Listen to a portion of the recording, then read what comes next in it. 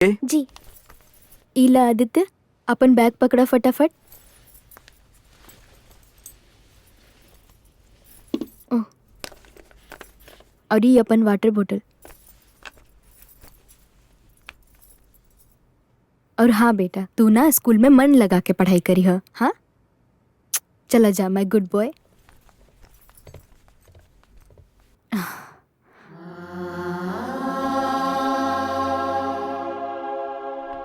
काहे आदित्य बेटा, तोहर माई बाप तो रोजे झगड़ा करेले। बाप तो शराबी है, बाकी माई के तो सोचे के चाहिए। इतना गंदा गंदा गाली देवेले कि कान पक जाला। आंटी, दूसर के घर के बुराई कईल बहुते बुरा बात होखेला, खासकर बच्चा सबसे एकदम ना। चला आदित्य, वी आर गेटिंग लेट। बाप तो पी के नशा में रहेला और बेटा बिना पिए ही नशा में रहेला। बच्चों, अगर हमनी के लाइफ में पढ़ाई शब्द ना हो तो का होखत? वैभव, यस मैम। अगर हमनी के लाइफ में पढ़ाई शब्द ना हो तो का होखत? हमनी मौज मस्ती करती और का। गुड, यही से तरह थर्ड प्राइज मिलल बा। अनिष्का, जीवन में तरक्की ना होखे, तरक्की से का मतलब बा तहार? बढ़िया नौकरी ना करती, बढ़िया घर में ना रहती। ओके, सिट डाउन। आदित्य,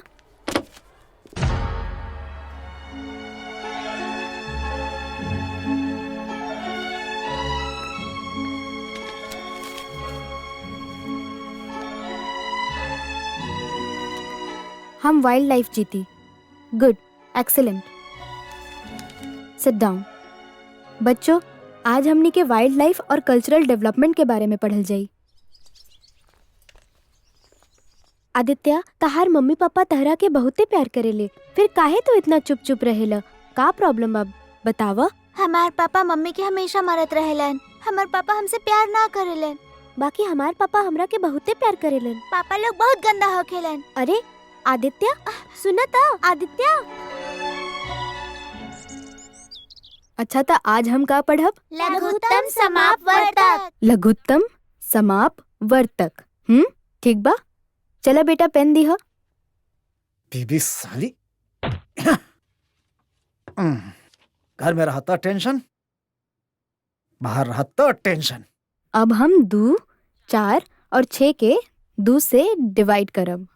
2 के 2 से डिवाइड करब तो कितना आई? 1, 2 के 4 से 2, और 2 के 6 से 3। Very good. साली 4-4 घंटा बाहर, पता ना केकरा साथे गलछर्रा उड़ावेले।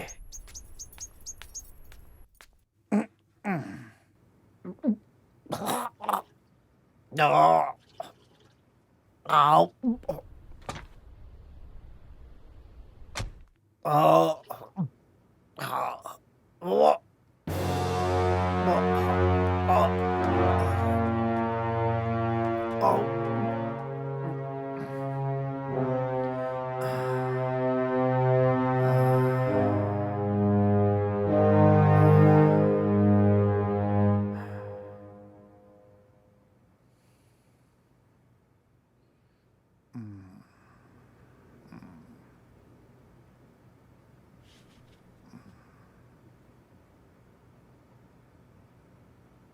ऐसे का देखा तड़े हैं?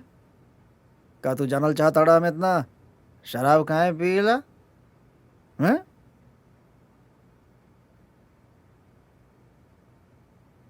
तो आरमाई के बद चलने से बहुत परेशान बनी बेटा। हमार सीना के छल नहीं कर देले बाड़ी हूँ। हमरा तो ये भी नहीं की मालूम कि तू हमार बेटा बाड़ा की ना।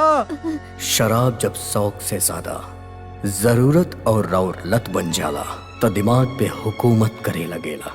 और अगर ऐसे में शक के बीमारी हो जाए तो इंसान कबो भी केहू के बारे में अच्छा ना सोच सकेला। कुछ ऐसे ही हालात एजा भी पैदा होखेला।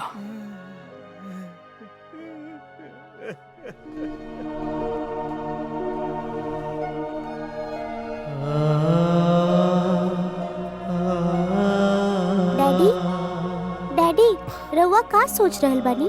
हमरो के बताई ना प्लीज डैडी।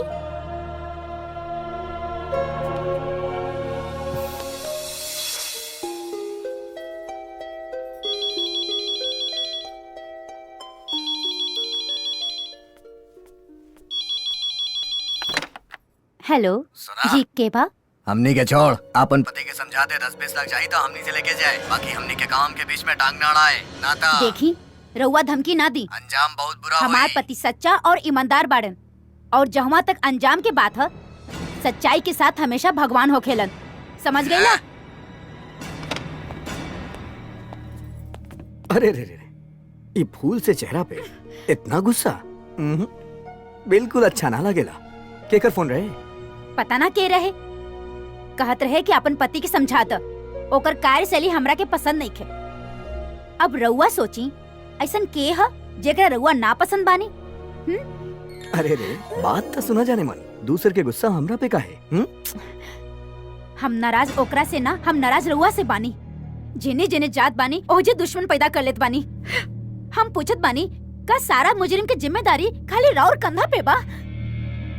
अरे डार्लिंग, हमार बात तो सुना, ये वर्दी बना, वर्दी के जिम्मेदारी के सामने बाकी सारा जिम्मेदारी फेल हो जाला। तो बस ठीक बा, ऐसे ही निभाए के रहत ना जिम्मेदारी, तो हमार बोझ काहे ले लेनी? रउआ के कबो ख्याल तक आवेला राउर वजूद के अंश जौन हमार वजूद से जुड़ गइल बा, ओकर का होखी? का कहानी रवा? का कहानी रवा? फिर से बोली, का कहानी रवा? हाँ, का कहानी? अरे यार, तो दुनिया के पहला औरत बाड़ू जे इतना बड़ खुशखबरी गुस्सा में सुनावत आरू, तनी प्यार से बोला ना। हाँ? ओह यस, अब रउआ तनी हमरा के संभाल ली। अरे ज्योति, ज्योति, ज्योति, ज्योति, ज्योति, ज्योति, ज्योति, ज्योति, ज्योति, ज्योति, ज्योति, ज्योति, ज्योति, ज्योति।